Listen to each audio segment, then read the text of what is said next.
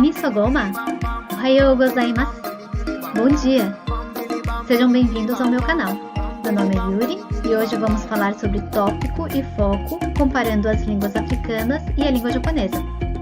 Bom, para começo de conversa, você conhece a África e o Japão? A África cobre cerca de 20% da terra firme do planeta. É um continente que tem mais de 30 milhões de quilômetros quadrados. São 7.400 quilômetros de extensão horizontal e 8.000 quilômetros de extensão vertical. O Brasil tem uma grande extensão territorial, mas a África é maior ainda que o Brasil, como se dentro da África coubessem 3 Brasis e meio. Comparando com o Japão, em extensão territorial, o Japão tem apenas 378 mil quilômetros quadrados, ou seja, como se coubessem 80 Japões dentro da África. Na África vivem cerca de 1.216 bilhões de pessoas. É composta de 54 nações. No Japão são cerca de 126 milhões de pessoas, portanto a África tem quase 10 vezes a população japonesa. Apesar disso, considerando a pouca extensão territorial, podemos dizer que no Japão as pessoas vivem em todas apertadas e espremidas nos apartamentos.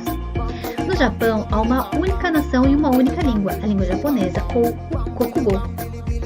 Na África há cerca de 2.000 línguas, então não podemos dizer que existe uma língua africana. Essas línguas são agrupadas em 4 famílias clássicas, que são nigério-congolesa, afro-asiática, nilo-saariana e khoisan. Primeiramente, vou explicar por que falar sobre esses dois assuntos, tópico e foco. Vamos lá?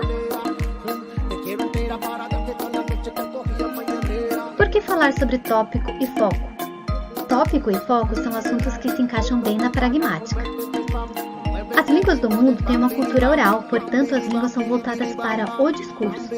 Quando falamos, o objetivo de quem está falando, ou seja, o emissor, é em geral levar o destinatário, ou seja, aquele que ouve, a efetuar alguma mudança em sua informação pragmática. Tanto o tópico quanto o foco são utilizados para otimizar os discursos. Se aplicados corretamente, vão melhorar a experiência de quem ouve, orientando seu raciocínio e instigando a permanência do conteúdo. O que é tópico? Digamos que eu estou conversando com algumas pessoas e quero começar a falar sobre um novo assunto. Por exemplo, sobre qual tipo de comida o Alex gosta. Ou seja, agora é sobre isso que vamos falar. O Alex e o que ele gosta de comer é o tópico da minha proposição, ou seja, uma estratégia pragmática que indica o que eu vou começar a falar. O tópico está ligado, de modo geral, à ideia de novidade informativa, e muitas vezes ele é colocado no começo da oração, lá na esquerda, em primeira posição, juntamente com o uso de partículas de tópico ou pronomes especiais. No português brasileiro é possível utilizar esta estratégia, por exemplo, na oração: o Alex gosta de tchebudjene. Parênteses, o tchebudjene é um prato típico do Senegal, feito com arroz e peixe. Essa oração é neutra, né? Eu apenas informei que o Alex gosta de tchebudjene. Agora, se eu falo, o Alex, ele gosta de tchebudjene. Nessa oração, eu indiquei que vou começar um novo assunto, que é sobre o que o Alex gosta de comer. Agora, o que é foco? Foco também é uma estratégia para destacar a informação, mas está relacionado a contraste ou assertividade. Por exemplo, no português brasileiro podemos dizer assim: é o Alex quem gosta de tchebudjene. Nesta oração, se havia alguma dúvida sobre quem gosta de tchebudjene, então neste exemplo saberemos que é o Alex quem gosta deste prato. Este é um exemplo de clivagem, ou seja, eu divido em 2 orações de modo a dar um destaque, um realce, uma ênfase. A primeira oração é o Alex, a segunda, quem gosta de tchebudjene. Outra forma de dar esta ênfase é através da prosódia, ou seja, entonação. Eu posso dizer: o Alex gosta de tchebudjene. Mas se eu mudar a entonação, ficaria assim: o Alex gosta de tchebudjene. Ficou claro que eu dei foco ao Alex, certo? No foco, eu posso dar 2 interpretações, de contraste ou de assertividade. Digamos que alguém perguntou: é o Alex quem gosta de tchebudjene? E eu respondo: sim, o Alex gosta de tchebudjene. Assim, eu deixo claro que não é outra pessoa, que não é o Adriano, não é a Renata, mas sim o Alex quem gosta de tchebudjene. Este é o foco contrastivo. Quanto ao foco assertivo, seria em resposta à pergunta: quem gosta de tchebudjene? O Alex gosta de tchebudjene. A informação relevante é quem. Vamos agora ver como isso pode ser feito nas línguas africanas e na língua japonesa. Agora vamos falar sobre o primeiro item, que é o tópico. Na língua tupuri, uma língua falada na República dos Camarões e na República do Chad, o item a ser topicalizado é colocado no começo da oração, lá na esquerda, e há uma pausa para separá-lo dos outros constituintes da oração. Pode ser o sujeito ou pode ser o objeto. Aqui segue um exemplo de sujeito na língua tupuri. A hiena, ela é pessoa que gosta de carne, então seria algo do tipo, em português brasileiro, a hiena, ela ama carne. A hiena é o sujeito, está colocado no começo da oração, lá na esquerda. Depois, tem uma vírgula, uma pausa, para indicar que o que eu passarei a falar é uma nova informação de que a hiena ama carne. Assim, aprendemos como topicalizar no tupuri, colocar a esquerda e colocar a vírgula. E em japonês?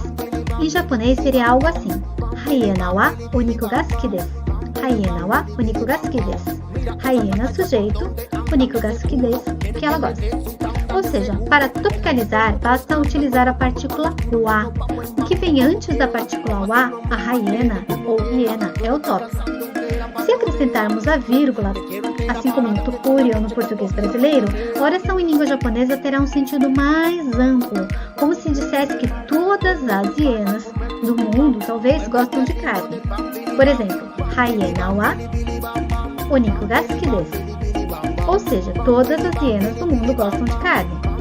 Como na língua japonesa não existe flexão de número, o substantivo hiena não sofre alteração, sendo possível identificar essa noção de todas as hienas apenas através da partícula wa junto com a vírgula.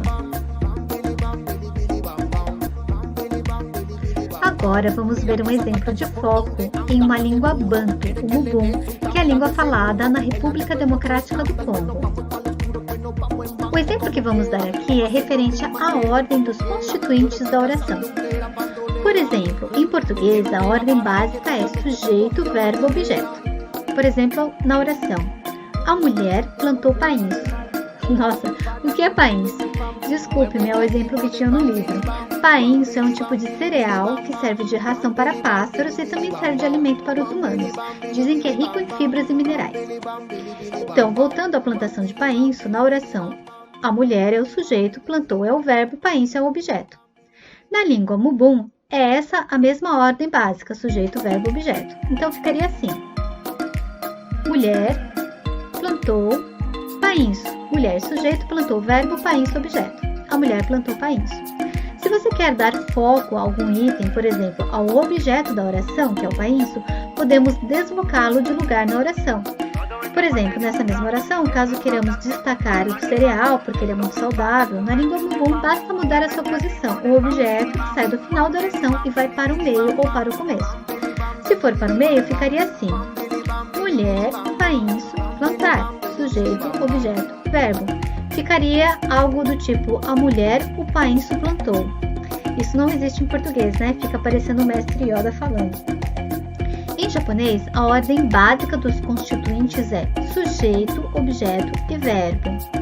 Ficaria assim: Josei wa kibi o ueta. Josei é o sujeito, kibi é o objeto.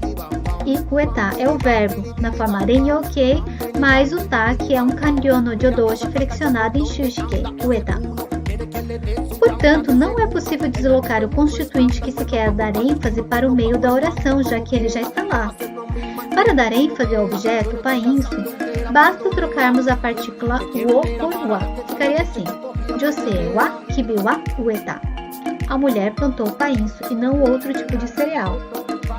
A gente ficou com duas partículas wa nessa oração, né?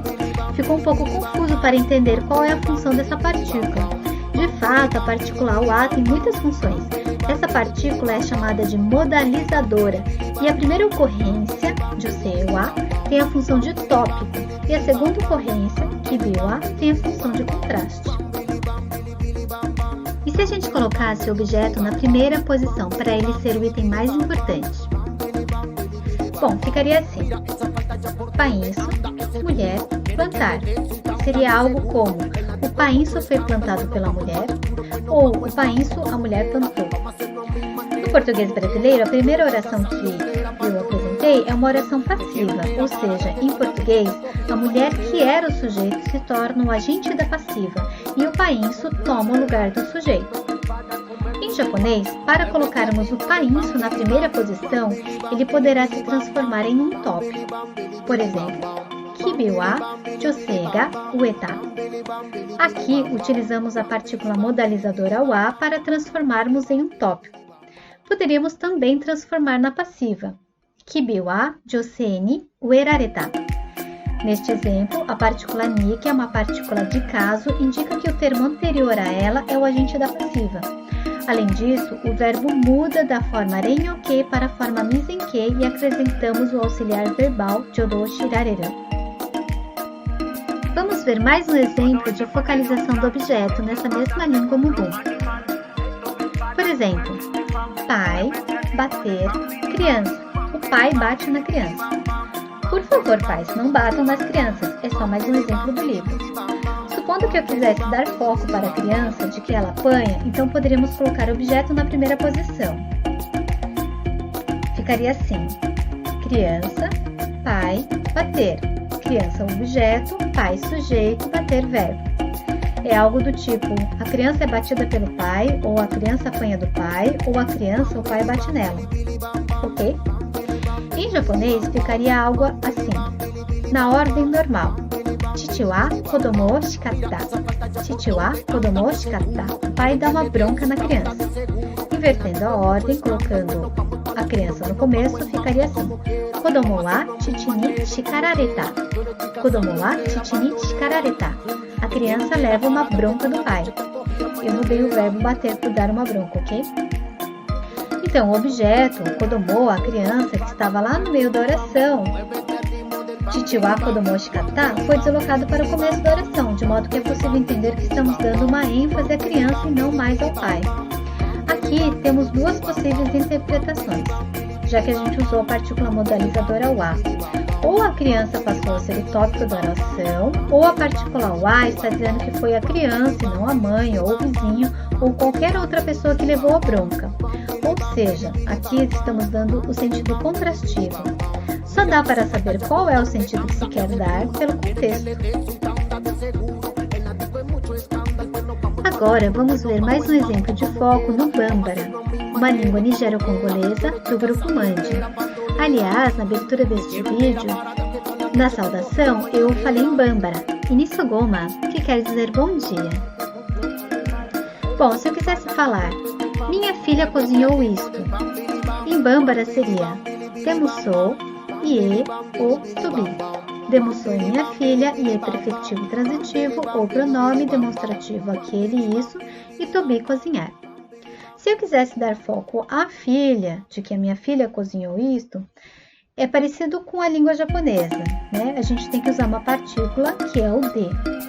Esta partícula será acrescentada e posicionada depois do termo que se quer focalizar. Ficaria assim: Demusou, de, ie ou Tobi. É a filha, o focalizador de, prefixo transitivo, o pronome isto e cozinhar o verbo. Minha filha cozinhou isto. Em japonês, como já vimos, usamos a partícula wa para transformar em tópico ou para dizer que foi ela que fez e não outra pessoa. Então ficaria assim: Musume wa sore o tsukutta. Musume é filha, sore, isto. Tsukutta, fez, preparou, cozinhou. Se eu usar a partícula de caso ga, essa partícula apenas funcionará para ligar um conteúdo referencial ao outro. Então seria musume ga sore o tsukutta. Conclusões. Foco é para ênfase com sentido contrastivo ou assertivo e tópico é informação nova. As línguas africanas e a língua japonesa têm diferentes estratégias para topicalizar um assunto ou dar foco, mas no final cumprir o objetivo de otimizar os discursos. Se utilizarmos o foco e o tópico adequadamente, poderemos melhorar a experiência de quem ouve, orientando seu raciocínio e instigando a permanência do conteúdo. Então, até a próxima! Kanben! 最後までお話を聞いてくださってありがとうございました。